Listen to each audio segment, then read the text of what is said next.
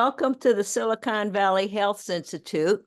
We have monthly meetings or maybe more on Zoom, and our goal is to get you health information from world-leading experts such as Meir Schneirder, whom you all know, and who will help us learn about being healthy. Our next Zoom meeting will be on January 12th at 10 o'clock California time, and it will be with Terry Cochran, who has got this phenomenal way of assessing health and looking at the genes and seeing what's damaging us. Like some of us can't tolerate sulfur, some can't tolerate other things. And so she'll be on January 12th at 10. If you want to be on an emailing list, I'll put something in the chat or direct message me. And over to Meir. So I just want you to know that I am not at the School for Self-Healing. I'm right now in Canada, and it's funny because you think that going for a vacation is going to a warm place like Hawaii. These days you can go to Israel. It's a very hot place in some ways, or Brazil. But I went to Canada. It's a nice place for Christmas because it's really snowy Christmas, and it is really cold here. But it's a fantastic place to walk in the snow. So I'm here starting the new year in the cold, and very happily so. I sometimes just go with a bathing suit to the balcony here to clear the snow, and it feels fantastic. So there are a few things that I want to talk about today.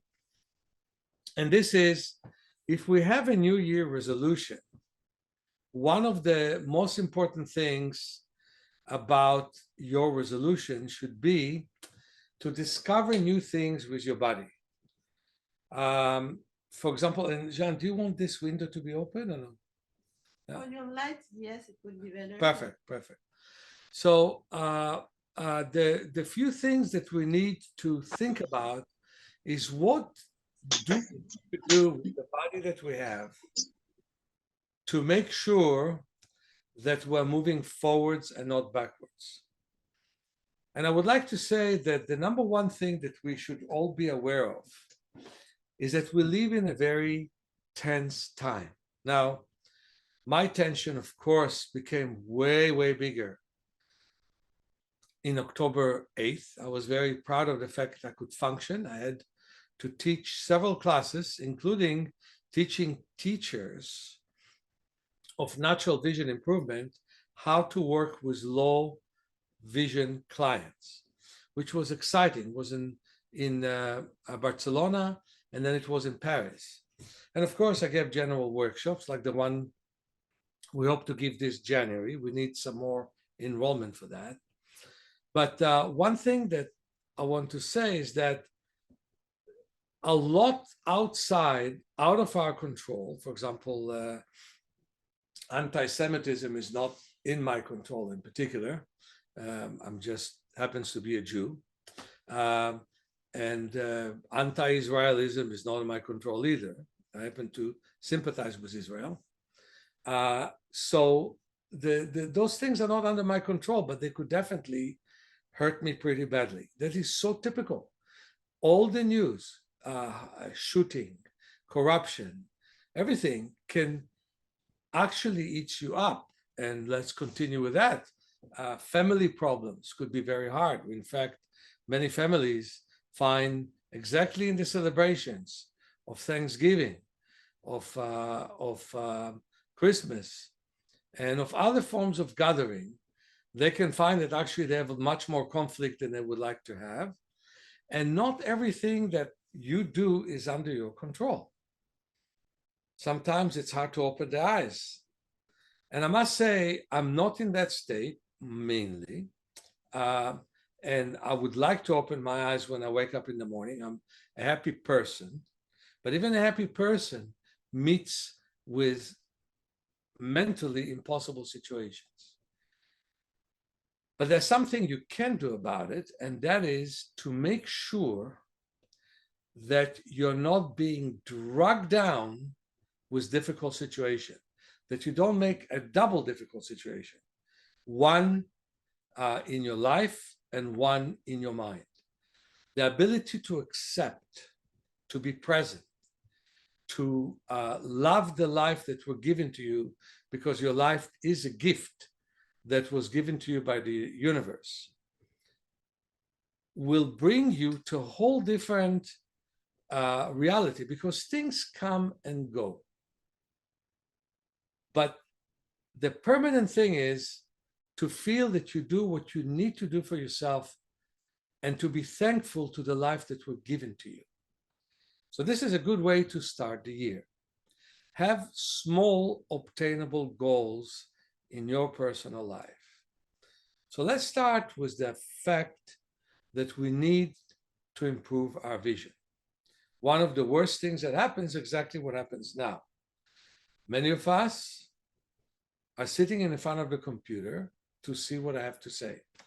I would prefer to meet you in a hall. I would prefer to meet all of you on the beach and talk to you on the beach. But the only way for me to meet you, the only way for you to meet me, is to open the computer and to look from short distance. And that's why in my book, Vision for Life, I brought the principles with which you can start and improve your eyes. And that means that you have to make an effort to move forwards. So here is the effort that we need to make. It's contradictory what I'm going to say. Make no effort to see. You may see well, you may see poorly. It's very interesting. As you know, my vision is about 70% of normal vision. It's not normal. It's not 100% like my kids, who also were born with cataracts, like myself. And I have in my room in San Francisco, where I have many Zoom sessions, as well as workshops on Zoom. And by the way, I'm so happy that we have more and more workshops in person, which I think there's something great about personal touch. Although I do anything I can do in Zoom to focus on the clients and on the groups. I have a big TV screen near a laptop. And I'm lucky that I have Kyle these days as the person who helps me with technical support and other forms of support, which really help me to conduct the place and to conduct my sessions. But in the past, I used to be this close to the computer. And some of my sessions are 2.5 hours each. And sometimes when I give workshops, it's hours upon hours. And I found that my eyes were very, very taxed from being so close to the computer. And so we got a microphone, and now I can see it in a pretty good distance from the computer. I don't have that microphone here, so I'll get a bit closer to the screen. But we have a microphone in our place.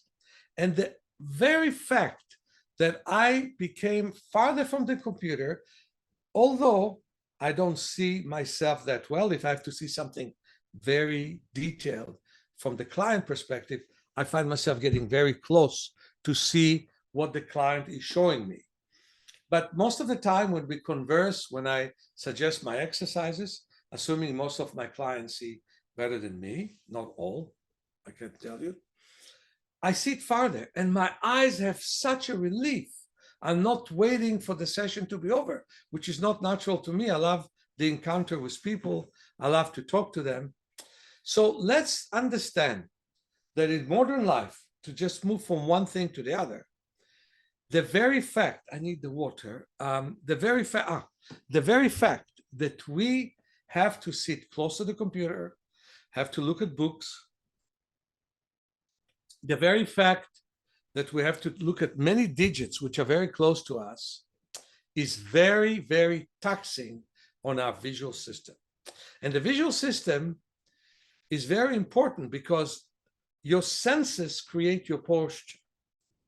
So one of your resolutions should be, if you ask me, to look at the distance far away in the distance. I know at least I have one person who I really love, who is from Jerusalem. The mountains there are just gorgeous. And I can tell you that near our place, the beach always changes colors, always is beautiful to look at, no matter when. Sometimes it looks kind of homogenic in its color, and then you can look through it and see much more. But most of the time, it just looked gorgeous. I know of one lady who came to me all the way from Portugal to work with me, and we were able to get her to a place where she could cross the street after she lost nearly 100% of her vision. And we were able to increase the vision enough that her kids were able to, adult children, to leave her alone at home so she would be independent. And that was wonderful. But one of the things that helped open her eyes is that I took her to a beautiful place called Land's End. And she looked at a distance and her eyes opened and she saw things she couldn't see before, rocks. She couldn't see the Golden Gate Bridge, which I was able to see, but sometimes she could see one of the poles there. And then she could read big signs. And then she could see a periphery well. And then her life changed. From a doctor perspective, maybe a doctor would just look at the chart and would see that she doesn't see the chart and would say she only can see fingers. But from a visual life perspective, her life changed all the way. With all of us, there is a pandemic of vision loss these days, more than ever in human history, because of the close vision. And also, I would add to it the fact that people are not curious about details. What they're curious about is contents. So they can look for hours at digits to understand something, to think about something, without really paying attention to details. And so the important thing is for us to manage our life and to get rid of the tendency to always freeze. So every day you owe it to yourself, and I'm doing it here in Quebec. We're walking in the cold snow, and unfortunately, except for me, most people are not spontaneous. They don't just go with their bathing suit outside to shovel snow, which I like to do. And we walk, and then we look at the distance, fully closed, because we spent some time at a distance. So if you can look at a distance, 8 minutes, 4 or 5 times a day, and give your eyes a rest, that would be great. If you don't have 8 minutes, do it for 4 minutes, 3 minutes. But look at a distance and look from detail to detail. So I will talk for a moment about all the principles of natural vision improvement. We'll do a natural vision improvement exercise. Can you get me the 4 pieces of paper, Jean? Yeah. And the mask and the scotch tape? Okay.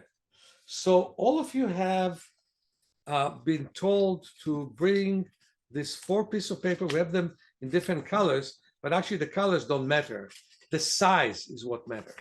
So we have a small paper, medium-sized paper, large paper, and extra large paper. And we'll do a couple of exercises with them right now. So I would like you to prepare all of them while I'm talking. So the principles of natural vision improvement is, number 1, let the world come in. Don't push the world into your eyes. Don't ever strain, don't ever squint, don't ever tense your face to see anything. That becomes one of our most important principles. Okay, so that's number 1. Number 2 is relax your eyes. And there are many, many forms of relaxation of the eyes. Everybody knows how much I like, no, I'll do it. Everybody knows how much I like palming. Anybody knows how much I like palming? The important thing is that it doesn't always work. You know, palming, when we rub the hands, put the hands around the eye orbits, Doesn't always work. It only works when we're relaxed enough to deepen our relaxation. It doesn't work when we're very upset, talking about the nervous system. And then we have to adjust to different lights, adjust to the dark of the night that doesn't exist in basically practically 99% of the modern world. There are places where it's really getting dark. But even when it gets dark, most of us will not go there. I think it's so important for the retina and for the pupils to adjust to the complete darkness. And at the same time, we have to adjust to the strongest of light, like the sunlight. And I'm a big opponent of sunglasses, with few exceptions, when you drive to a sunset or to a sunrise or something of that nature, or when the road is very, very glary, or when you ski. But normally, I'm against wearing sunglasses. And even then, they should be weak sunglasses. And then the next principle is learning to look at details, small details, very important. And another principle is widening our vision, widening, having good peripheral vision. And the next one is balanced use of the two eyes. And the next one is to bring more blood to the head. I'm not repeating all the principles. They're in my books, they're in my workshops, and we still have, I think, a sale of 5 classes online. You can learn them thoroughly. But the important thing for you to know is that your resolution should be to change your life even a bit. Even that thing that you say, I'm looking at the distance from now on, will make a big difference. So you got yourself the 4 pieces of paper. And I want to show you what we do with them. I take a Scotch tape. Normally I have masking tape. For me to be able to put it between my eyes, I will make a loop and be able to put it between my eyes. So there are 4 papers. Okay. And so the second one, which is the medium one, you put right here. And I would put it between my eyes.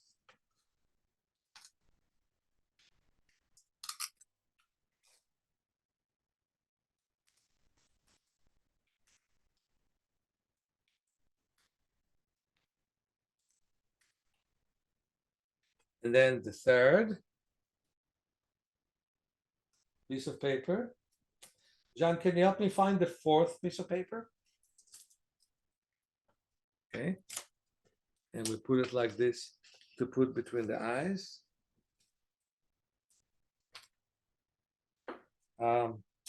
So get yourself the 4 pieces of paper.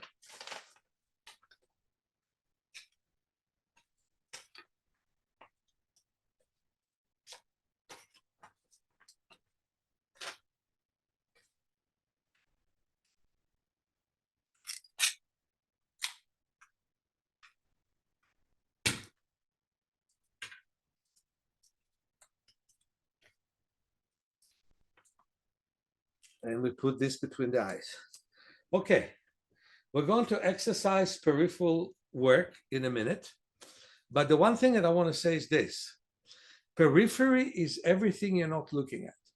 So for example, if you look at a computer and you wave your hands to the side, you will have a sense of more details in the room. And to really get to that place where you have more details in the room, what we need to do is to stand and move from side to side. To move from side to side, and we twist the opposite foot as we move from side to side, and we think as if the whole world is moving opposite than us. Kyle, am I clear? Yeah, we can't see your face, but we could see your body just fine. Ah, you can't see my face. So let me see. Where could it be? Kind of both. Can you see my face? Further back would be better. Further back would be better. Be better? Okay. Yeah, that looks good. Okay. So we move all the way from side to side. We lift the opposite foot. We move all the way from side to side, and we think as if everything moves opposite than the way we move. When we move to the right, we think that everything moves to the left. When we move to the left, we think that everything moves to the right. I put the finger this way, so when I move up, everything moves down. When I move down, everything moves up. And we move from side to side, thinking that everything moves opposite than the way we move. We blink, we breathe, and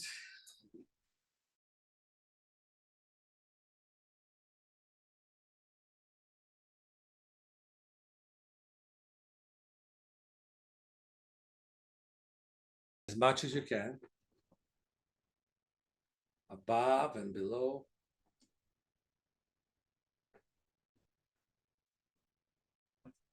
Okay, so number one, put the paper between your eyes and wave your hands to the side. You put it close to your ears and then farther, above and below. Okay, and then we will change it to a bigger paper and wave your hands to the side, above and below.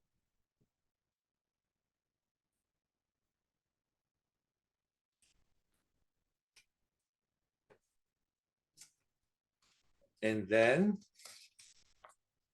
even bigger, and you wave your hands to the side, above and below.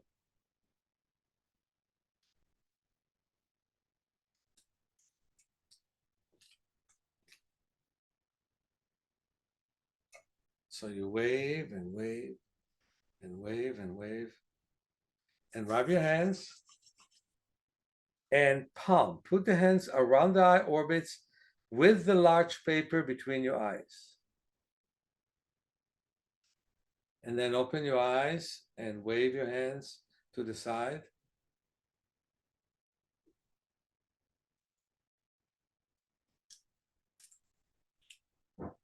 And then put the large paper between your eyes.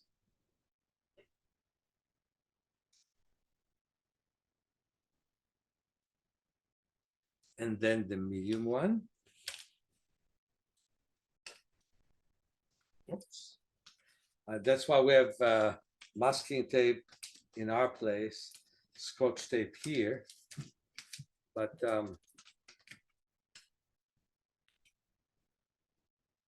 wave your hands. And then let's take the small piece of paper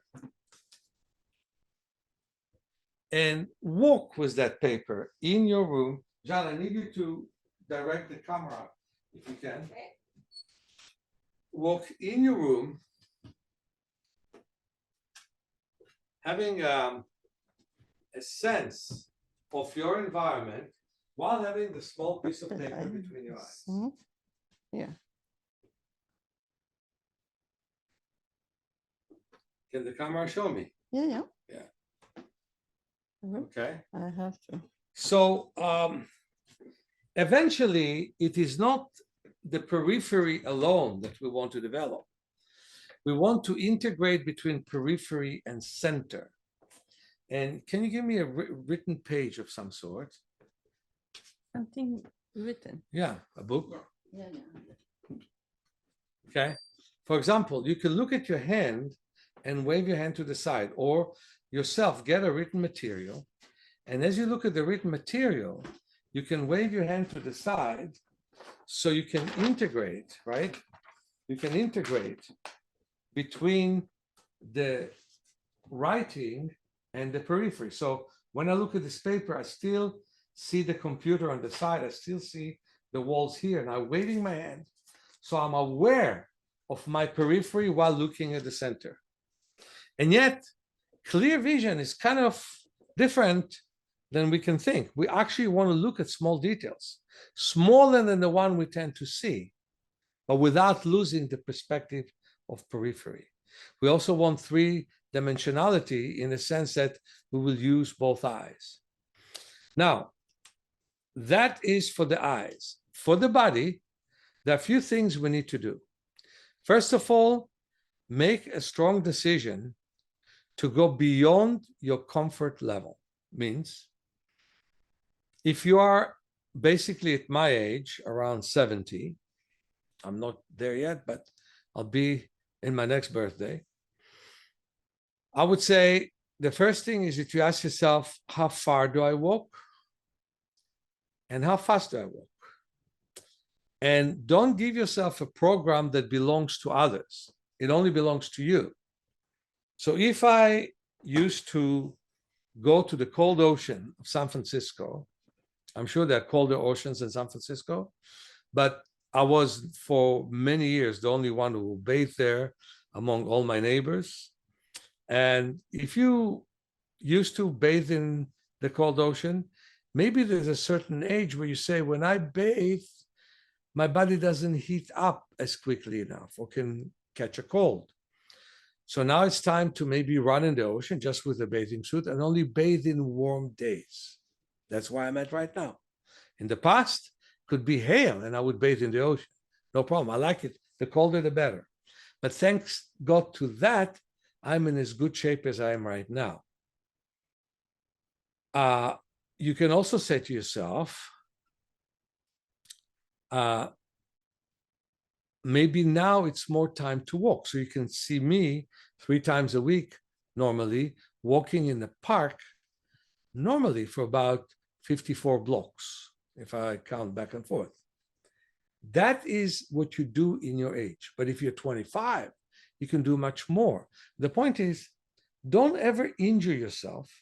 Don't get to that place where you try in your 80s to do what you did in your 20s, because that's how you will hurt yourself. But to allow yourself to do more than your comfort level is. So many people lose their balance. And we talked about it in the last free session that we had. So for example, if you all take your shoes off for a moment, we'll do a couple of exercises that will help our balance. So we'll do the one we did last time. You can point the camera at me again, where we lift one leg up and keep the other one on the floor. Even if you need to hold into something, as I do, it is still a great exercise to just stand on one leg. Do they see me, or is the chair in the way? Now you can see the leg. Now we can see the leg. Yeah? Just lift the leg as high as you can. You can bend and straighten it and stand on one leg. It's also good to massage ourselves. There's a good Bunger balls. You know, I'm a big believer in Bunger balls. And we tap on ourselves and massage ourselves to lighten ourselves. Now, I will take a blanket, but if you have a yoga mat, that's even preferred. I have one if you want. No need. Okay. I will put it on the floor. If you can move the chair out of the way. Yeah, but I'm stuck with the camera. So you Okay, have to I'll move move it. the chair out of the way. Perfect. Okay, move the chair out of the way so you can see me. But I want all of you to put something on the floor you can lie on. And some of the exercises are real easy to do, but hard to understand. For example, put pressure between your shoulders. Another example, put pressure on your middle It could back. be better if you put your blanket the other way, opposite. Opposite, okay. So we will see all your body. So make sure you have a blanket or a yoga mat on the floor. So you lie comfortably. Is that okay? Yeah. And you try to feel different parts of your back. So for example, put pressure between your shoulders. Put pressure on the middle back. Then interlace your fingers and move your arms in rotating motion in both directions. Pull them up and move your arms in rotating motion in both directions. And now put pressure again between the shoulder and the middle back. Put pressure under the middle back and lower back, or just lower back, but feel that your abdomen has nothing to do with it.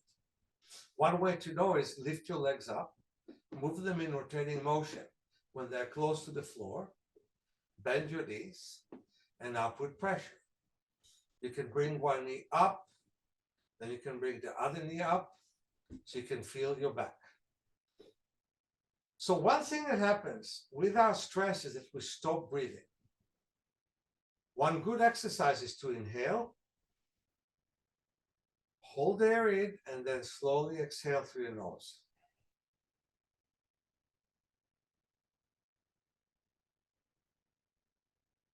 Hold air in and slowly exhale. Then stay without air. Push the abdomen downwards and then inhale. And then exhale. Push the abdomen downwards and then again inhale. And now let's try and feel the back exactly the opposite way. We put pressure on the lower back, just the lower back, but without the abdomen. That's hard. Okay. Put pressure on the middle back. Put pressure between the shoulders.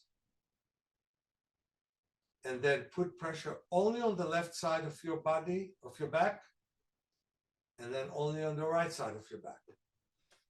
So now you're trying to have discovery of how your back feels. I found that in most cases, having those two tennis balls, everybody sees my tennis balls, Yes. is one of the ways to feel more. So if you have a couple of balls that you can put under your back, would be great. So lift your pelvis up, not on the vertebrae, again, not on the vertebrae. Put your buttocks on the floor with two balls on your lower back. Then bring the balls higher. Put your buttocks on the floor with two balls on your middle back. Then you can bring the balls higher between the shoulders and the vertebrae. But be sure that you are not touching a vertebrae or shoulders. And then interlace your fingers and move your arms in rotating motion in both directions. Then bring the ball higher to the end of the shoulders and feel those balls. And there's more to that exercise, which you can, of course, work with my seminars and also the book, Awakening Your Power of Self-Healing. But now that you lie down after feeling the balls, and by the way, you're more than invited to have a recording of this. You can follow it if you didn't prepare the balls or the paper on time. Now put pressure right now again on the lower back. And you probably can feel it much better without needing to use your abdomen. Put pressure on the middle back. And put pressure between your shoulders. And relax all the way. Okay, so we're going to sit up.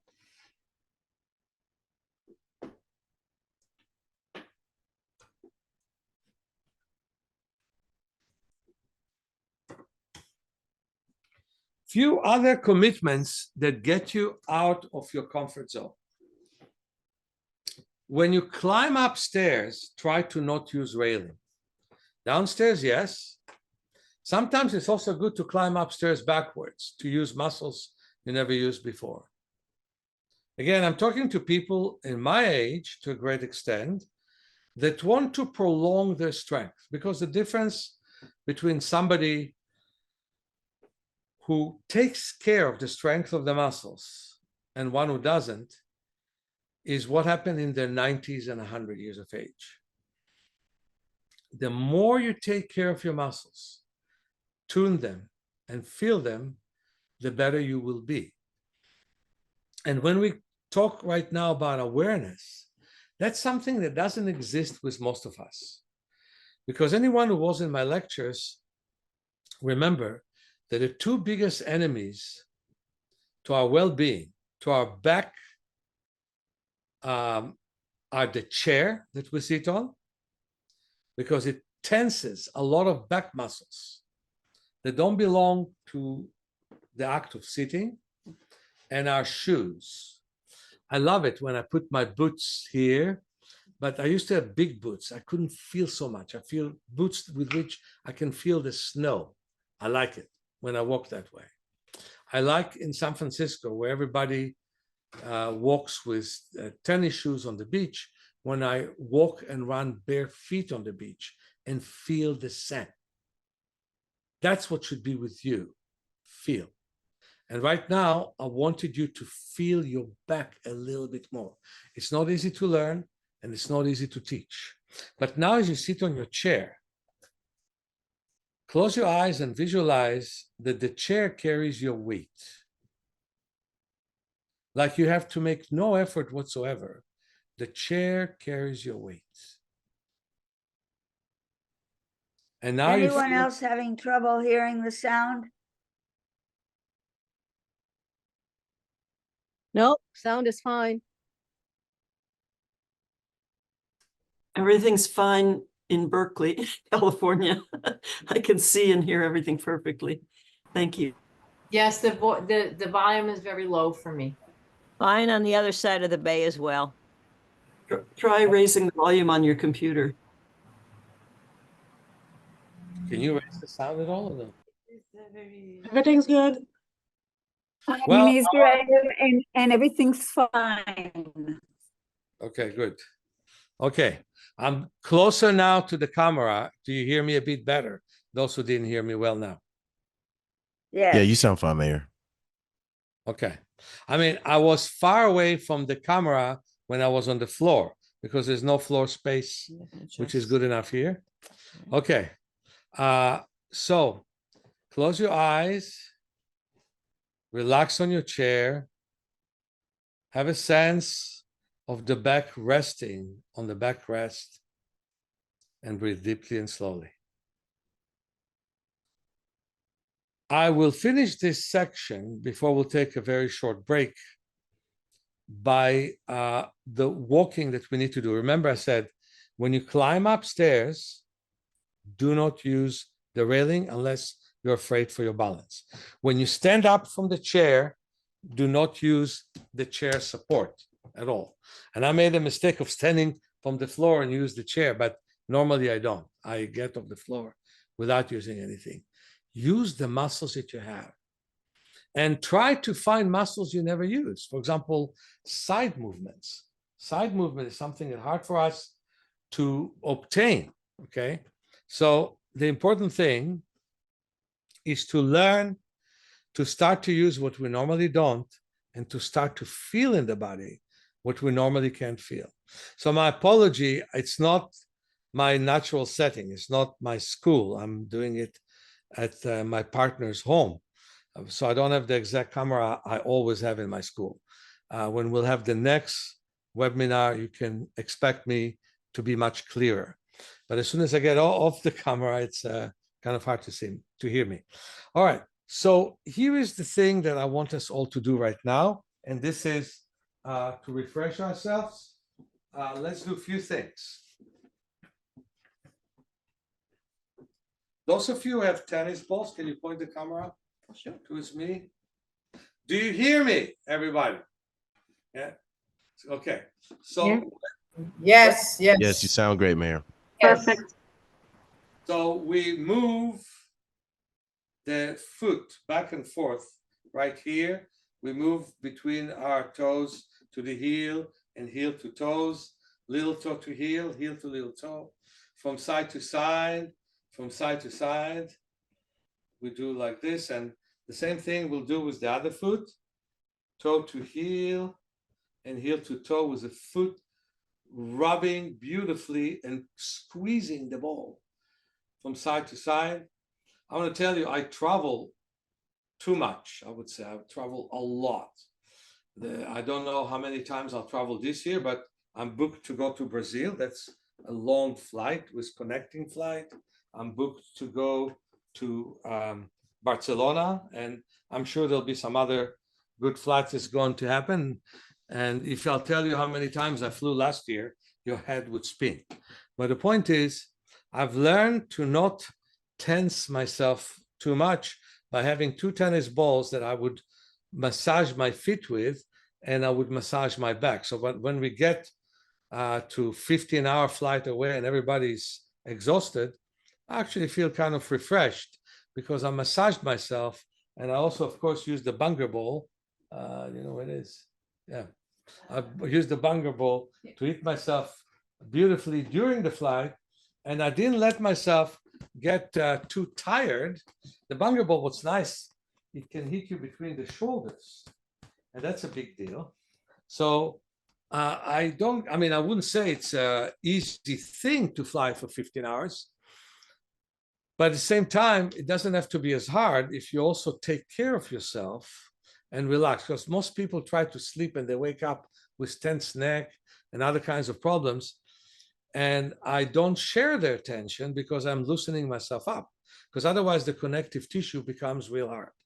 So let's do one thing, which is the last thing that we're going to do today, before I'm going to open myself to questions and answers.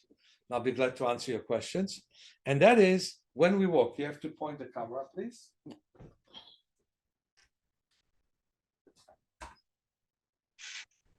So when we walk, we should walk heel to toe, always heel to toe.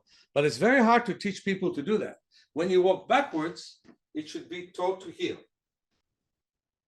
So forwards is heel to toe, backwards is toe to heel. So all of you, walk in your room, make sure you see your environment, don't trip on anything, because some people do that. So when you go backwards, look first of all right, look left, see that you see your way, and walk quickly forwards and backwards. Run forwards and backwards. That's the difference between being in my school and being in the living room. There's more space in the room designated for these videos. So anyway, you run forwards, you run backwards. Forwards, backwards, forwards, forwards, forwards, backwards, forwards, backwards. And the more you surprise yourself in a way on your own, go back and forth, you would find that your hips are looser, and also it's lighter on your feet. So for example, let's do it again. Backwards, forwards, back, forwards, forwards, forwards, forwards, forwards, forwards, backwards, backwards, backwards, backwards, backwards, sideways, like the horror dance, yeah? From side to side, sideways, sideways. And you can do it from both sides, sideways.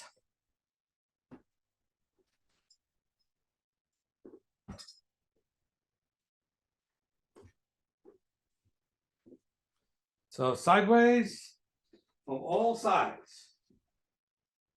So take a nice little walk and see how it feels now after just giving yourself few actions. And then belly dancing is a real good thing.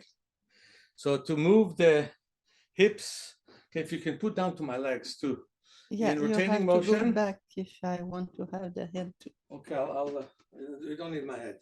Okay. Let me see enough of it. Move the hips in rotating motion in both directions, then lean on one side and move that one in rotating motion, then lean on the other side and move that one in rotating motion, and then do everything gently in rotating motion. Again, you lean on one foot and you move that hip in rotating motion. Believe me, it's also good to tap on the buttocks. Where do we have the bunker ball here? Two here. Two here. Okay, so for example, using a bunker ball to hit our bum when we move in one side in rotating motion, using a bunker ball to hit, and if you don't have bunker ball, of course, your fist to tap on the buttocks. And you know, we sit so much and you have no idea how much it hurts the back. I mean, finally, medicine came to its senses and started to say sitting is not healthy for you. I don't know why they said sitting is the new smoking, but sitting is the new smoking for quite a few people. So what I wanted to say is that it's important for us to get out of our comfort zone and to feel, because this is an aspirin age where we don't feel. We kill pain, so we don't feel it. But then we don't take away the source of pain in many cases. We have to learn that we can actually overcome many, many problems. Look at me, I overcame my blindness. Not completely, but almost. And I've helped so many people to see better, so many people to get out of the wheelchair. I'm going to take a 1-minute break. Hi, I'm returning. And Susan, do you want to pick up the people who will ask questions? Yes, if it's possible. Go ahead. Yes, so why don't we start with, Isabelle gonna Kaplan tells me that you speak Hebrew. Is it? I speak Hebrew. Ah, so do I ask you in English or in Hebrew, whatever? What In you English, prefer? because other people here don't speak Hebrew. Okay, okay. My name is Amnon Danan, and I have a problem that my two eyes don't focus. My left eye sees very well 10, very good, 10 on 10. Because of The right one sees much less because I have glaucoma. And How much less? How much less does it cease? How much? I think 620 or something like that. Ah, okay, Jean, can you give me the obstructive lens and the red and green glasses? There are many good exercises that you can do, first of all, to make your right eye see better. There are many other exercises you can do to reduce the pressure in the eye and to increase circulation to the optic nerve. We use this kind of glasses, red and green glasses. I don't know if the camera shows it. Yes, yes. Very well, where we basically get each eye to see something different. Yeah. And we then get them to work together. There's an exercise that really worked beautifully for me because I didn't have any three-dimensional, means I did not know when something is closer or farther. And this particular glasses, you have this, you don't have, yeah. So for example, now this chart you won't understand unless you knows it. But flashlight, yeah, that's what I wanted. Also, we have an exercise. I'm covering my right, but you cover your left eye, where you cover your strong eye and you play ball with your wife and your kids, if you have kids. So you start to activate the right eye and to start to get it to see better, because they will not work together as long as the brain prefers the left on the right. So it's not only a question of your vision, it's a question of your brain. For your brain, you are now in the jungle where you can hunt animals or animals hunt you, right? So it wants immediately to see whatever you can see well. We have much longer viewpoint. We want to make sure that the right takes part. So we have specific reading exercises. So, for example, we take this page of letters, right? And I sometimes put glasses in, and with my weaker eye, I read these letters. But there are other exercises as well, where basically we put, as you saw, we put all those papers in front of us. So I can put masking tape in front. You can put masking tape in front of your left eye with the paper. Yeah, נייר דבק ואת הדף. Yeah. And then you can read with your right. You can read with your right eye. You can read with your right eye and not with the left eye. So it basically lead to those kind of preferences. Okay, if you read the page, I will show him the last that I want to show him. So we have, for example, this board with red circle. Then we have light, and I need the red and green glasses. I have light, and I've described it well in my book. I wrote about. Do you have my book, Meir Schneirder? Yes. Okay, I've described that in my book. When you put this, you can see the red through the red light through the red lens, but you cannot see it through the green lens.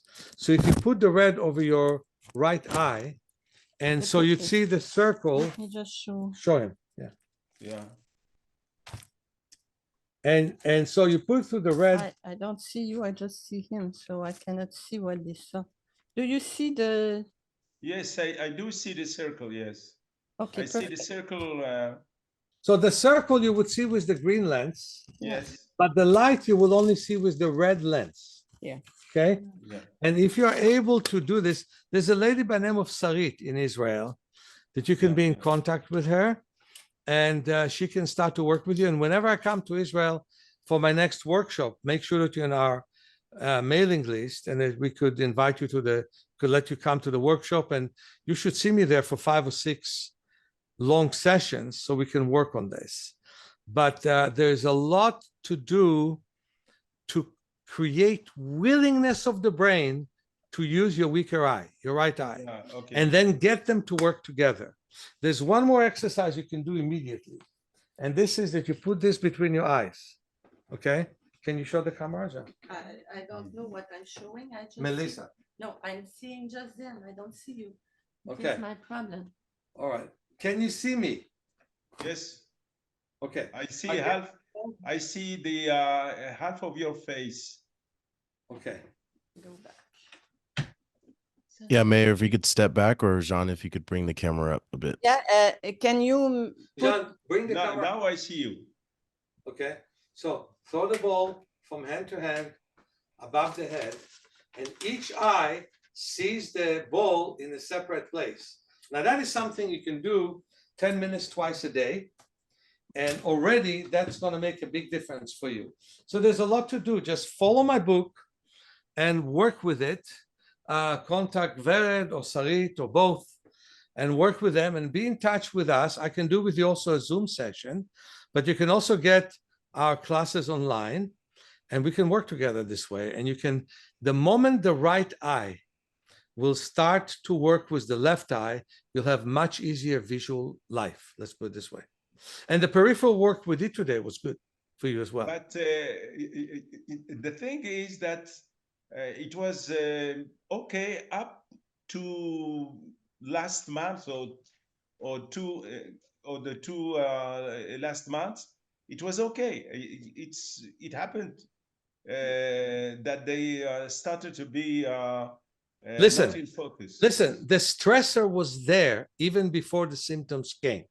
The stressor was that you overuse your left eye. The question is, when will your visual system collapse? Okay. You see, if you met me a year ago and worked on that, it would have prevented the situation you're in right now. It's like you tell me, I lean on one leg a lot, and until now it didn't bother me. Okay, a year later it would.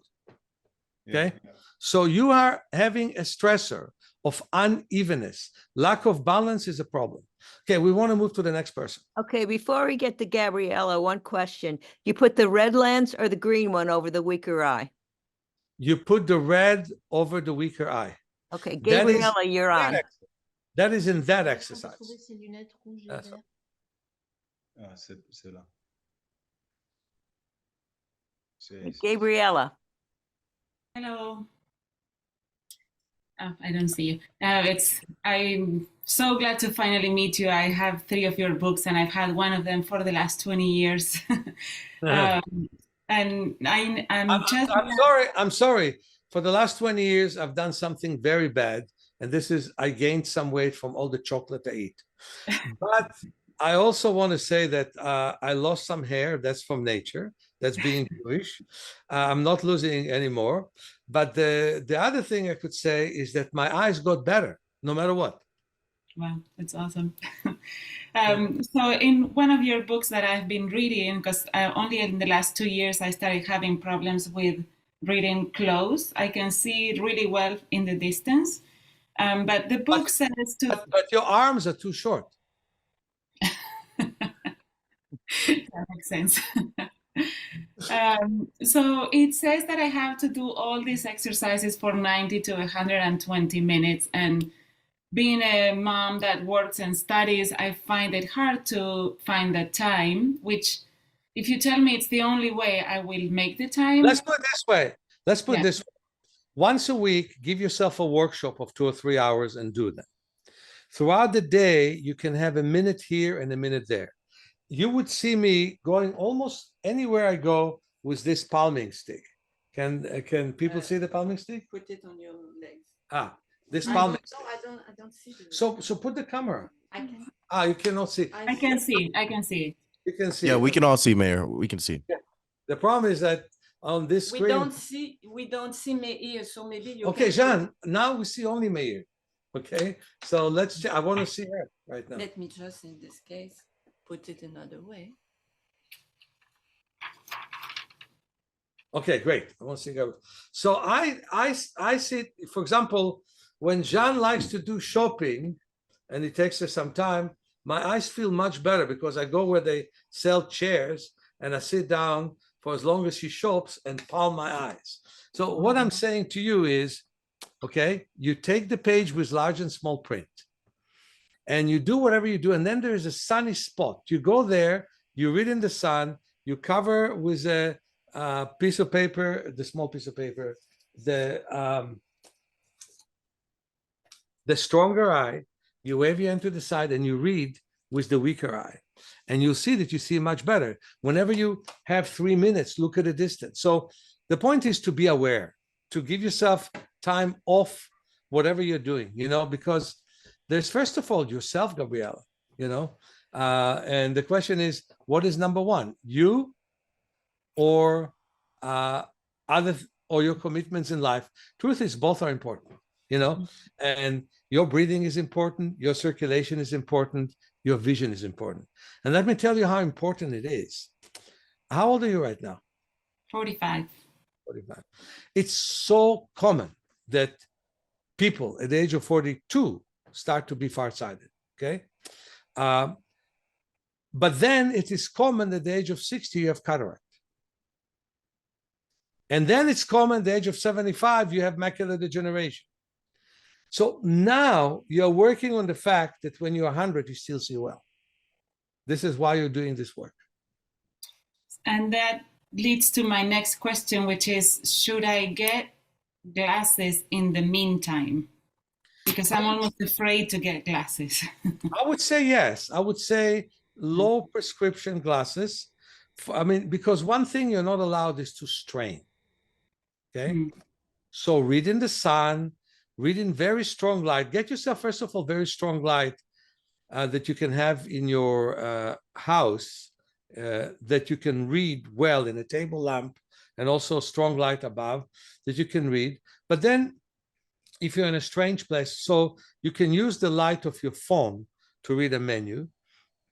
But if you have a lot to read in a place that is a bit dark, then glasses will be indicated. So the point is, minimize their use and maintain, because it's an issue of your lens. You want to preserve the strength of the muscles around your lens, the ciliary muscles. That's the important thing. People think, I take readers, it's all good, and then they see that the prescription goes up and up and up and up and up.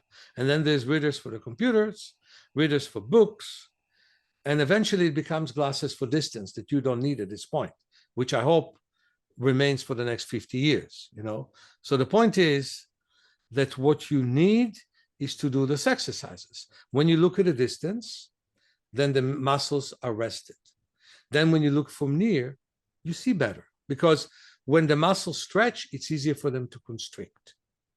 So when you look at a distance, the ligament that holds the lens stretches and the lens becomes straight. When you look from near, the lens becomes like a magnifying lens. And so your ability to keep contracting the lens is so important, both for the muscles of the lens and the lens itself. Because, you know, it doesn't take long before when you become stiff, before you become arthritic. So it doesn't take long before the lens is stiff for you to have cataract, okay? Maybe only 10 years. So the point is, you need to prevent the foreseen cataract by working on yourself now. But the first thing is make no effort. Work, create more movement, but make no effort. Thank you so much. And before you read, even with glasses, look at the distance first. Good, my pleasure. Okay, Lola. Susan? Lola, please unmute. Hi, hi, Hi, Lola. hi. Nice to talk to you and to get the chance to ask my question. I don't know if you will be able to help me. I had an accident this summer, and the impact was in my eyes. What was the So- accident? A car accident, and I had like a airbag explode in my eye. Oops. Sorry. Like severe trauma in both eyes, and I had like a retinal detachment in the left eye and partial loss of the vision, and I had to have a surgery right away because of the retinal detachment. So I had just to explain to everybody, when the retina detaches, and that was very unfortunate, not enough blood gets to the retina from the eye. And therefore, this is one of the good things that medicine does, where it reattaches. It has several different methods. The most common one in the past was to put belt or to put gas, and the person lies on the stomach, and then the gas dissipates and creates the attachment. It's never as stable as a retina who did not detach. And I've seen people with 9 or 10 retinal detachments until now. And the reason why one loses vision is not enough blood came to the photoreceptors. So actually, if anyone can help you in your condition, it's me. But go ahead, keep describing it. So yeah, in that eye I had silicone because I was out of my country and I had to fly back, so they didn't put the gas. So still like a bit of rest of silicone in the eye even after they take it off. So maybe I have to live with that all of my life. Well, let's put it this way. Let's put it this way. This is where I disagree with doctors. They put silicone where I agree that they should have put the silicone. And then when they take it out, because the silicone is very harmful to the retina with time, they don't believe that the vitreous fluid that the silicone came to replace will come back. And I believe it's only a matter of circulation, that within 8 to 9 months, it does come back, and that the retina can get better. And I'm looking at your neck, and I really want this minute to give you body work and loosen it up. You know, you need more blood to the head, and your neck doesn't allow you to do that. So I would like to see that happening. Okay, and so they took it out, but they couldn't remove it all because of the technical surgery thing. But that's just like minor of my concern at the moment, because the other eye, it has a thick cataract, but the retina is intact, and it has a very thick cataract. Maybe you can see it.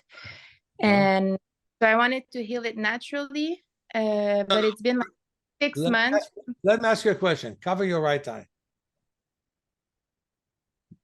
What do you see? Do you see me? Yeah, but I have a black spot all here, like in the left eye. Like, Cover the left eye. Do you see me? no. No. So you need to remove the lens. Again, my suggestion is work with my method. If you can see me in person, that's the best for several sessions. I think the 6-day class that we're teaching is wonderful, and you could benefit from it a lot. And book yourself a cataract surgery 3 months after you started to do these exercises, because of course, the danger of the surgery is retinal detachment and glaucoma. So if they remove the lens, you want to make sure that the eye is as healthy as it could be, so you decrease the risk, and then your vision probably will be normal in the right eye. Mm-hmm. And I'm meeting with an Indian friend of mine Saturday for like some exercise he's gonna give me. So He's not going to be able to bypass this cataract.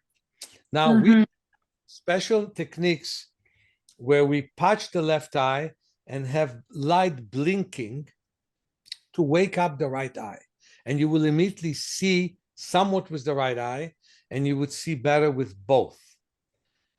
The problem is that it's so much easier to simply remove the lens, give you all the light that you need, and get you to see well. I personally oppose most surgeries. In 80% of the cataract situation, I suggest for people to not do the surgery. In your case, I don't know who is there speaking, but please be quiet. Okay. But in 80%, in 90% of people, cases, I ask some people to not do the surgery, especially if it's level 1 or 2. Yours is level 4. It's very thick cataract. It is a result of the trauma, no question. And I would say that you should wait a few months to just do this physiotherapy for your eyes, and then we can go for the surgery. That's my opinion. okay. Thank you so much. It's good to hear.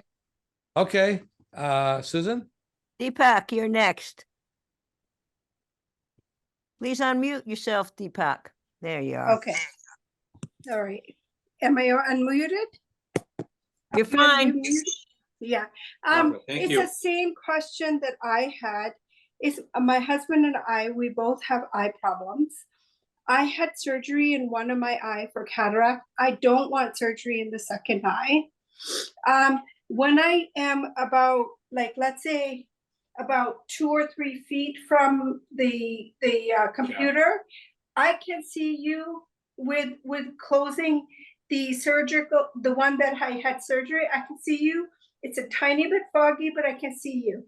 So you think that I can have recovery if I came doing a private session with you? Let me ask you a question. What's the vision with the eye that has the cataract? The vision, I have like everything's foggy, but close up, I can read everything, but farther, everything becomes foggy. Even with glasses? I don't use glasses. Well, then I need to know what you see with glasses with the left eye. Because, Jean, can you get me an eye chart? Yeah. The way I see it is like this. If your vision is about 20% of normal vision, the left eye, the cataract eye, then you should not do the surgery. Okay. But then if your vision is any less than that, then you're not allowing yourself to get all the light that you need to get. Okay. And once you don't allow yourself to get all the light that you could have had, you are harming you're harming your eye, and you're harming your brain. Jean, I don't know how to take this off. They don't see it, but I will put it on. Okay. So let me show you the chart. Okay. Okay, That's a normal chart, right? I have yes, to get a bit farther for you to see it. okay. If you see this letter, Yes, I do. I know from Oh, 2.5 feet from the computer. right, but if you Okay. see letter on the wall from 20 Yeah. feet, you should not do the surgery. The How- doctor, I think she can. So What? how far do I see? I have the wall to 20 feet. 20 feet? And how, oh, just the letter E? right? Okay, What about if she is about 10 feet in the room? Well, then no, because that becomes half that distance, right? So Okay. This is 2200. Yeah. Okay, so the point is, if you see this from 20 feet, don't do the surgery. okay. You only can see it from 10 feet, Mhm. then do the surgery. If you I know the doctors are saying, as soon as you see this, and no less and not smaller than this from 20 feet, go do the surgery. I say, no, we can live with this.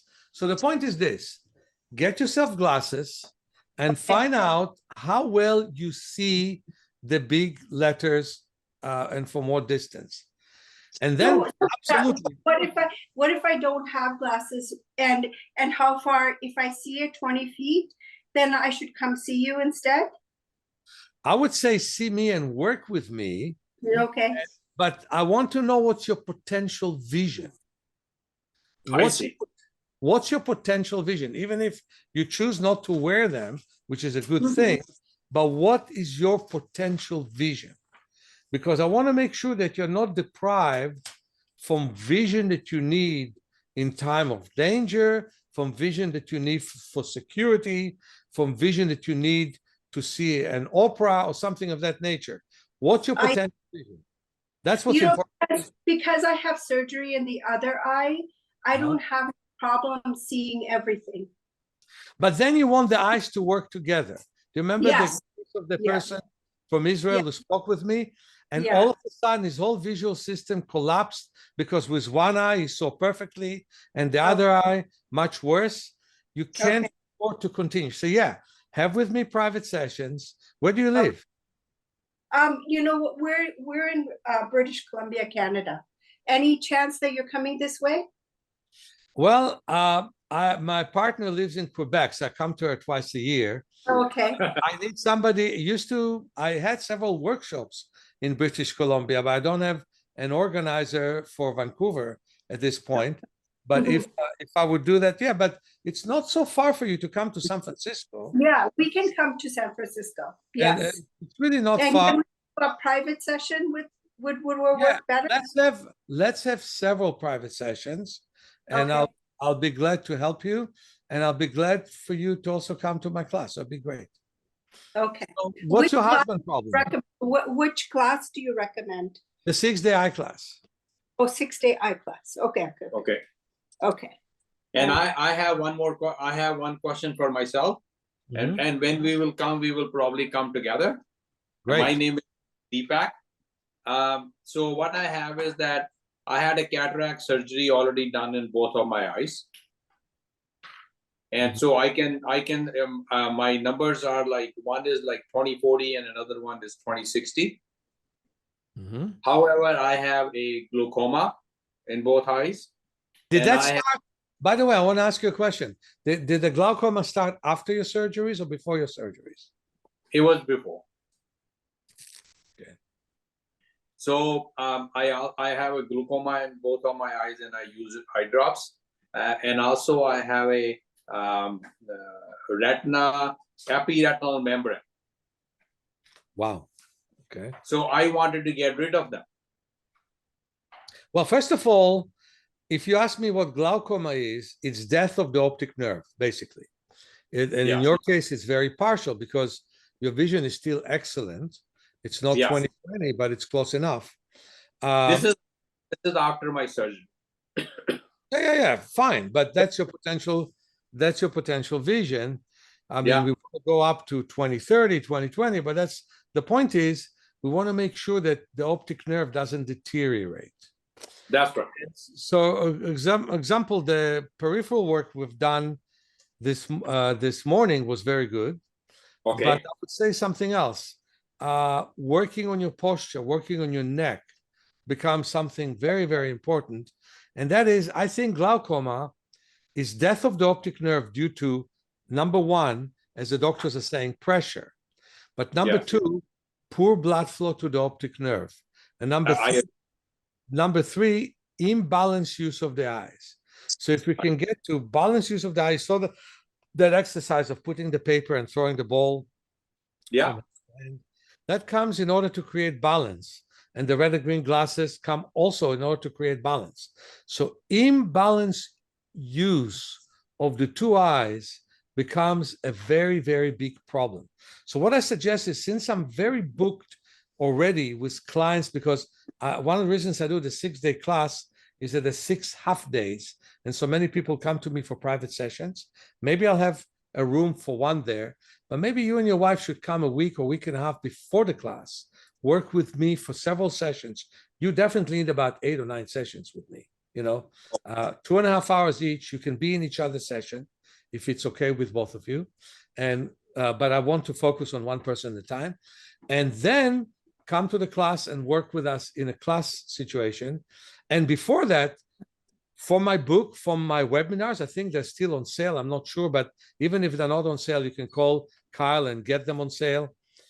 You can start and work on your vision. It's very important to start. By the way, since we have 5 classes online, each one of them is about an hour and a half, and then the last one is 5 hours.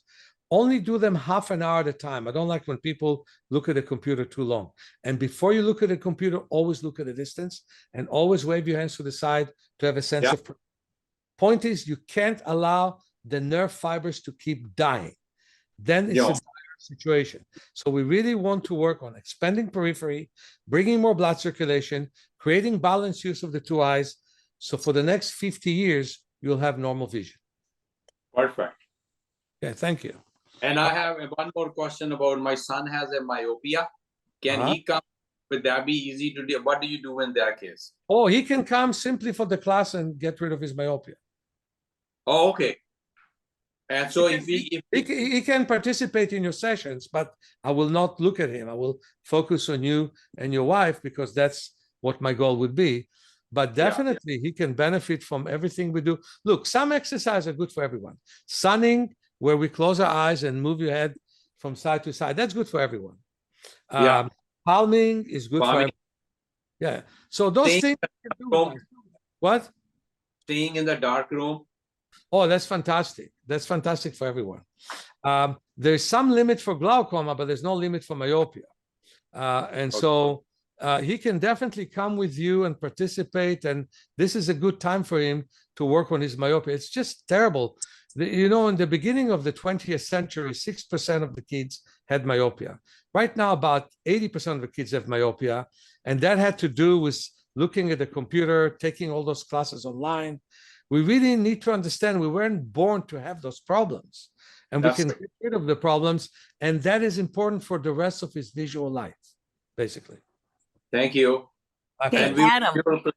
We will plan something in, I think we are trying to do something in March.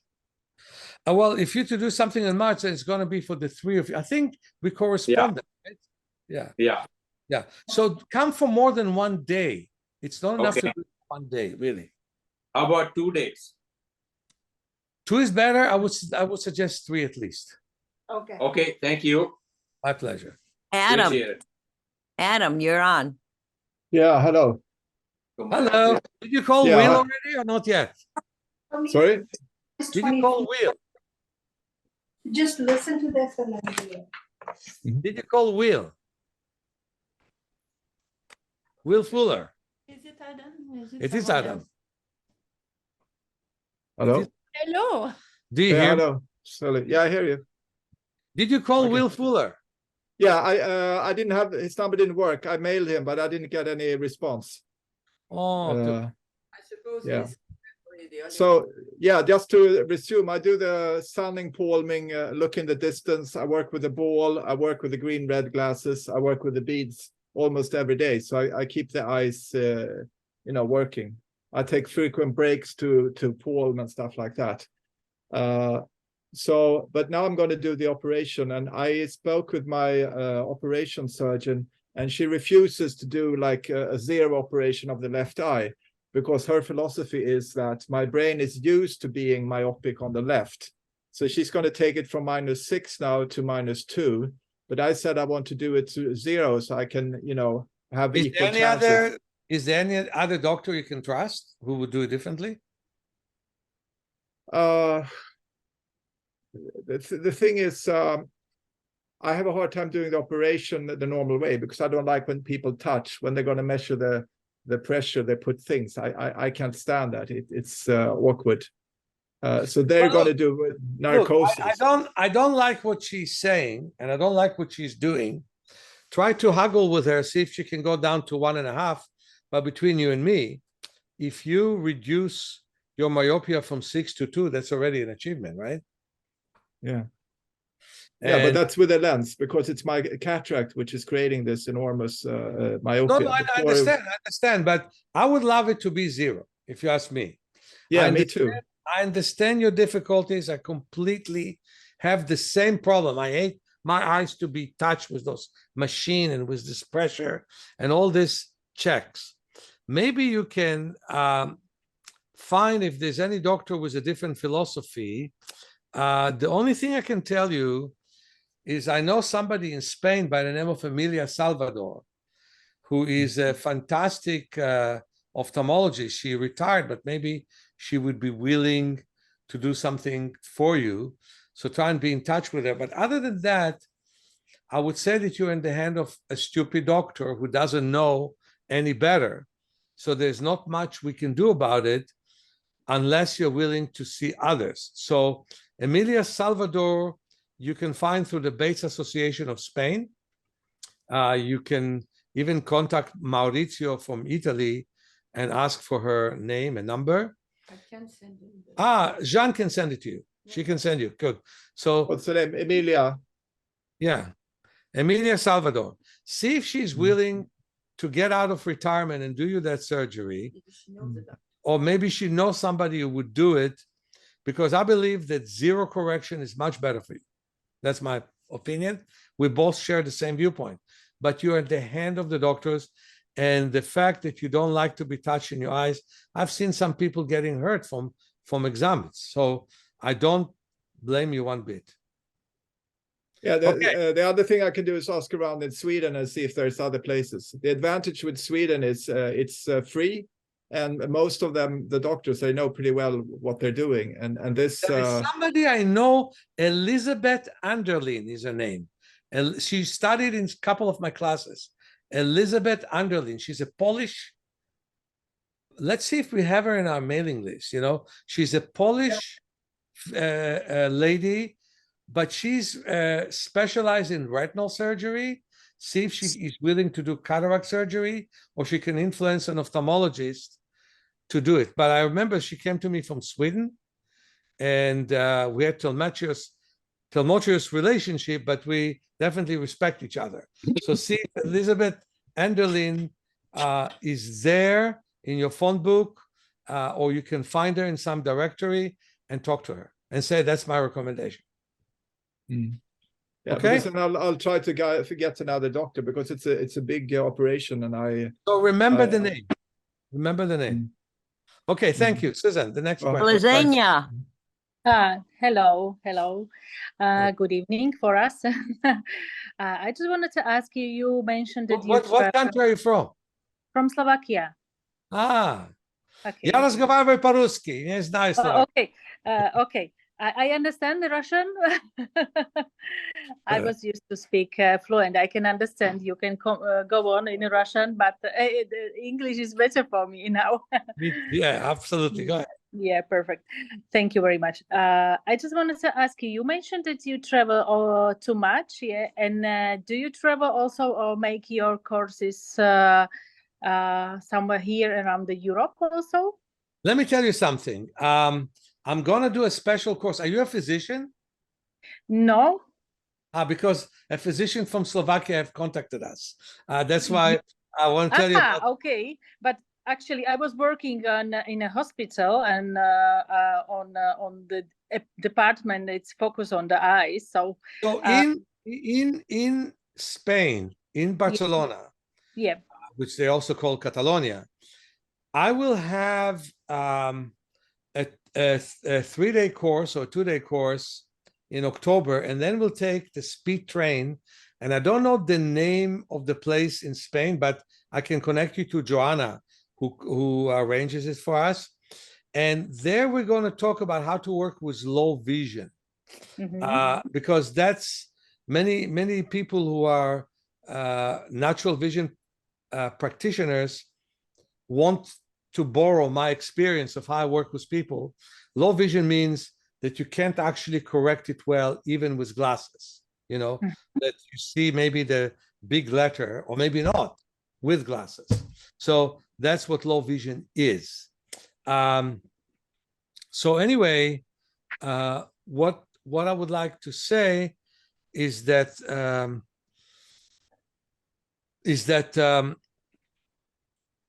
I will definitely have more courses in Europe, but I'm having a training course of my work in August in San Francisco.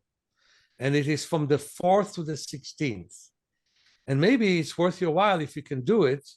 Come either as a tourist or on a student visa, because our school can help you with paperwork related to a student visa. And if you are interested in my work, you can stay and study more and learn my work in a deep way. We start with initial practitioner for 2 weeks, and then we continue. So from the 4th to 16, and then you can continue with an apprenticeship program with me and participate in my sessions. And then we do a part 2 training, which is more advanced training for 6 days. So we have all those things, and it's in a way easier than it used to be. You had to be 3 weeks, 10 hours a day. We shorten it so people like you can come and go if that's what you wish to do. But we have other situations. So I don't have training in Europe, but I have multiple of courses in Europe. And if you're on our mailing list, sooner or later I'll be invited to Paris or Rome or other places. I was, by the way, in the Czech Republic several times, and my book is also in the Czech language, by the way. I don't know if you read. I already read. Yeah. And I have it. Also, I was once in Slovakia, and there's a lady by the name of Daniela who does natural vision improvement in Slovakia, and she's the one who brought me to I forgot Basta Bisnica. I forgot the name of that. Banska Bystrica. Yeah, exactly. I was in that city, and I was there, and it was fantastic. But it was so many years ago. But I'll never forget it. It was a very good experience. So if you want to find somebody who could promote me in Slovakia or Czechia, I'll be glad to come there, because from time to time I come there. But if you want to seriously know my work, San Francisco is the best place. I believe that San Francisco is the best one. Yeah, but I was reading on the web page. Actually, I found your forecast of this Zoom meeting just when I was browsing on the internet today. I didn't even know they did it today, but I joined. It's very nice, and it's why I was asking. Okay, so you do like practice training in the Europe, many of them. I will put my email on the mailing list. I would be very glad if I will receive any information. Yeah, and maybe once more, who contacts you from Slovakia, like practitioners?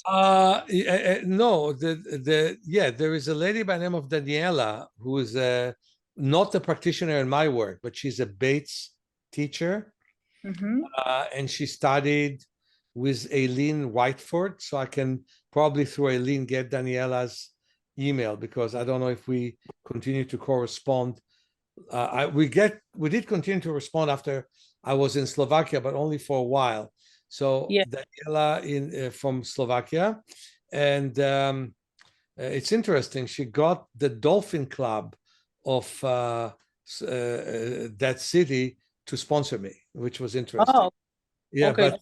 but anyway, we can be in touch, and you can write to office manager at self-healing.org. So Mhm. be in touch, and we can send you the references that we have. And anytime that we can meet and work, I'd love to do it. Super, Okay? perfect. Thank you very much. Okay, it was nice to talk to you. Okay, Susan? Okay, Alicia, you're next. Yes, I. Hi. I have question. My husband and my daughter have the best disease. That is a macular dystrophia. A macular dystrophia. Uh-huh. And I would like to know which exercise do you recommend to begin? Well, the most important ones are palming, distance, and shifting. You can see it in my book, Vision for Life. Yes, I have it. What? Yes, I have the books. You have the book, yeah. So Vision for Life would be a very good book for you to work with. You can also, of course, get our classes online and follow those classes. Where do you live? In Montreal. In Montreal. Well, Yeah. you can bring her to me tomorrow and I can work with her. I'm in Yes, Quebec. yeah, I'm not available this week. Well, next week I'm not here. But Yes, I know. yeah, Maybe next time. maybe next time. The dystrophy doesn't go away, so you want to work with her as early as possible in my work. Okay? Yeah. So shifting, palming, and distance viewing. Thank you. Just a question. In your books, you have the flashing light. Yeah. The what? It is a good exercise for them to try the flashing lights in the dark to wake up the macula. The flashing light in the dark do not wake up the macula, unless okay. unless part of the macula is already gone. Okay. How much blindness does she have in the central vision? So I don't know exactly. Well, that's the point. That's now. missing me this week is what doesn't help you know it. The only time we work with flashlights is when there is blind area. We call it scotoma. So when there is a scotoma, we wake up that area with flashlight. But what? She showed picture of magic ones in the dark. Magic ones in the dark is for peripheral use. The periphery we did today. That's not for the central vision. But what she's losing with macular dystrophy is the central vision, right? Yes. So the question is how much she lost. Does she have scotoma? That's the real question, you know? And that we need to meet in private and work. Now, sometimes we can do it on Zoom and work on Zoom and try to wake up some places. But again, what I'd like to tell you, we need several sessions. And so if you didn't come here, maybe you can come to a better weather in San Francisco. Yeah, maybe. Talk to you soon. Okay. Okay, Susan? thank you. Pam, you're next. Oh, hi, Meir. It's been a pleasure to listen to you today. And I wanted to show you that I have this. From Wow. Yeah. Wow, you know, they're almost extinct. the publisher, because so few people have CD players, and those are 2 audio CDs, but there's also a wonderful booklet there and pictures of the exercise. And I used to have more hair when they took picture of me in that time. And sold all these years. Sounds true. Put me in the back side, but they sold 100,000 copies of my different products that they carried, including Yoga for Your Eyes, the kit, and the Miracle Eyesight Method. They used to do that. Anyway, so what's your question? Okay, my question is that I just want you to know I heard you on WBLI in New York. They did an interview with you, and I called in to get that kit all those years. Kathy Davis? I don't remember, but I just said I believe him and I want to get that kit and I want to try his exercises. So my eyes are okay. I have astigmatism. I wear glasses. And about 3 years ago, I got a sty on my upper lid. And after that, after it healed, I had a dry eye in this left eye. And I didn't like putting those drops in, so I just tried to blink and not do the drops. And then a year ago, I went to the ophthalmologist, and she said to me, you have a conjunctiva that's loose. Ooh. And she said, you just need to use the drops. That's the way it goes. So it got worse and worse, and I got a bad infection over the summer. And I went to the doctor, and they wanted to put some, what's that drug that makes it? Oh, it's a very bad drug. It was an antibiotic and a drug that makes your inflammation go away. You know what I'm talking about? Yeah. That kind of drug. I said, I'm not doing that. Yes, steroids. I said, nope, I'm not doing that. I'm going to just use chamomile tea and eye bright tea, and I'm going to soak my eye. I'm going to fix it. So I did fix it, and so then I didn't need. All right. By the way, hooray to you, because Thank you. many people who use steroids Yeah. got glaucoma, cataracts, retinal problems, and others.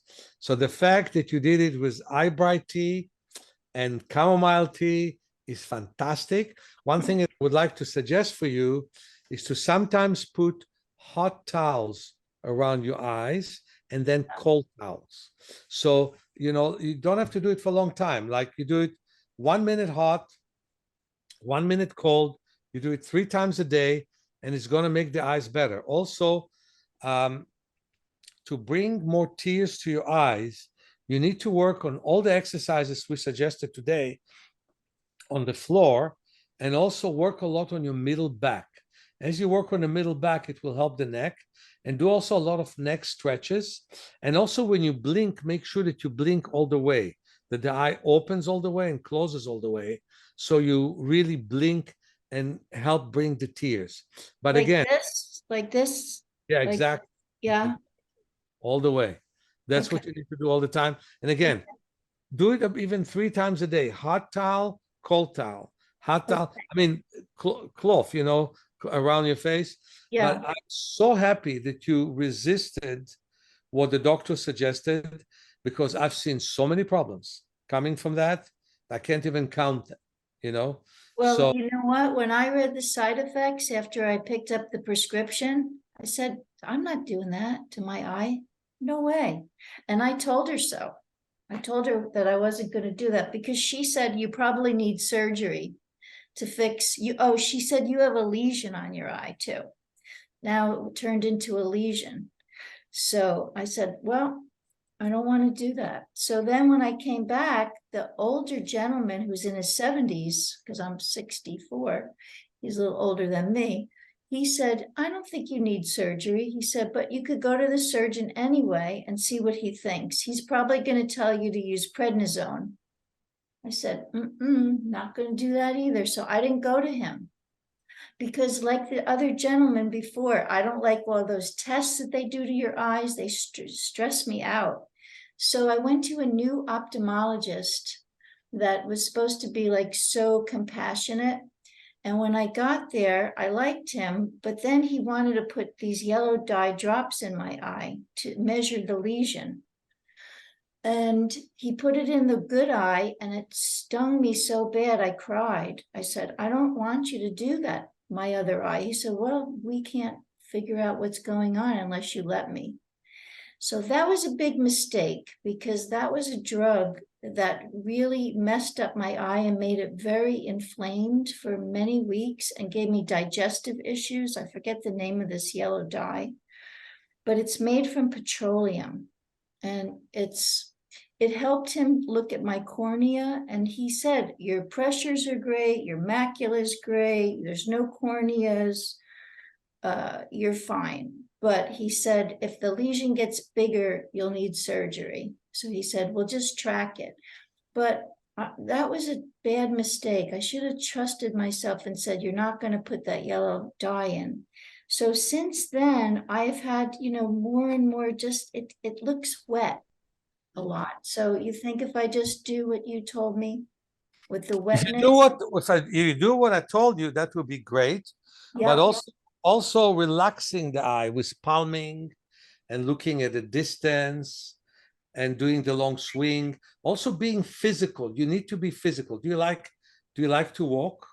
I love to walk in the forest, and I take my glasses off and I look up at the trees and I see the fairies up there. They dance around. Lovely, lovely. I also talk to the trees when I walk.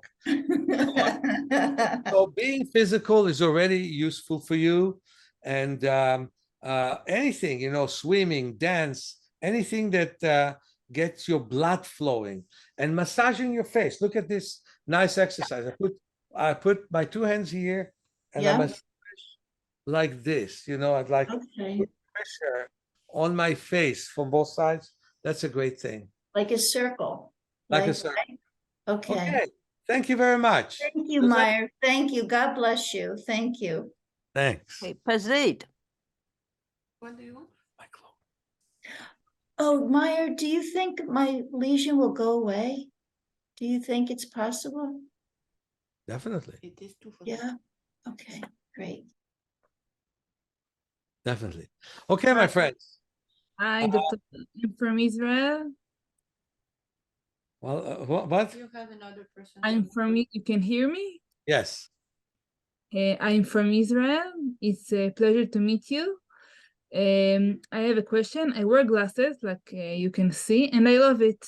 And somewhere I put a context, and my question is, if I wear glasses, it's like a natural mistake. Like I didn't burn with sunglasses. So if I can fix this, it's can be dangerous. No. I mean, the glasses lead to degeneration. Think about it. Let's say that your legs are weak, okay? Think about it. So what do you prefer to do? Do you prefer to do exercises, maybe exercise in water, in pool, and make them stronger? Or do you prefer to take a cane or crutches and walk with them? Make them stronger. Exactly. So the point is, because medicine doesn't believe in any way that eyes can get better, from the very first second that they see that you don't see exactly the 20/20 line, or in Hebrew we call it 6/6, shesh. The moment you don't see the 20/20 line, they give you glasses. And then they give you stronger glasses and stronger glasses and stronger glasses. And what does it mean? Your eyes get weak. Then nothing happens. People go to the optometrist's office, and he might be nervous because he may have 20 people behind you. And okay, tell me, do you see this? Do you see that? Do you see this? Do you see that? And he thinks you don't cooperate if you don't give him an immediate answer. The best story I can tell you is my own daughter. I was born with cataracts. My two kids were born with cataracts. And my daughter loved her surgeon. They removed the lens in a good time for her to see well, but she loved her surgeon, and she also loved her optometrist. So anytime she went to the hospital, she would first be measured by the optometrist and then by the surgeon to confirm it, right? And I come to the hospital and they changed the optometrist, and she had a nervous lady who checked her vision, and she saw half of what she normally see with twice the strength, okay? And when we went to I came and I did with her an exercise. We put a patch of her strong eye, get her to look with a weaker eye. She went to a doctor. She was able to see better than she saw with the glasses in his office without glasses. And then when they put the glasses, the first time in her life, when she was before 10 years of age, she could see 20/20. And she doesn't have a natural lens, okay? So the best example I can give you is that of that daughter and some others. Often they give you glasses that fits your tension. When you step out of the office and you put the glasses, they seem to be too strong. So the ophthalmologist would say, get used to them.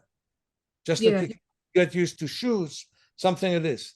Well, how do you get used to them? You weaken your eyes so it will see well through those glasses. So we do the exact opposite. We're not telling you get rid of your glasses at once. We say put them in the pocket some of the time. and then go to a good optometrist that will reduce your lens. Can you give me here's the chart. That would reduce your prescription in such way that instead of seeing with the glasses 20/20, you'll see 20/40, right? Everybody sees that? You think? Yes. Or no? Yeah. Yes, Okay. yes. Yeah. So instead of seeing what they call 6/6, you'll see 6/12, right? Basically. Instead of saying this, you see that. And you get used to those glasses. Every department of motor vehicle allows you to drive with it. Okay. Except in foggy nights or something, they don't have that many in Israel. I can tell you that. So when you drive with that, and when you exercise, normally within 2 to 3 months, you see 20/20 with those glasses, or 6/6. And then you go and you reduce them again. So that's how slowly you get rid of them. You keep glasses in the pocket. Sometimes you use pinhole glasses with holes to look with them. And you use them. You never strain your eyes. If you don't see a sign, put the glasses on. Okay. But you never strain your eyes. But slowly, you reduce the prescription until you don't need the glasses. That's the way we work. This is a very good way to end up. I'd like to thank very much to Susan and the Silicon Valley Health Institute. I'd like to thank very much to Kyle for his technical support and help. And I would like to thank very much to Jean for helping me here with the camera. And I would like to again announce that we need more enrollment. I hope a couple of more of you will come to our class on January. And we'd like to see some people coming to the training course. And very soon we'll be again with a free Zoom with the Silicon Valley Institute. Thank you very much.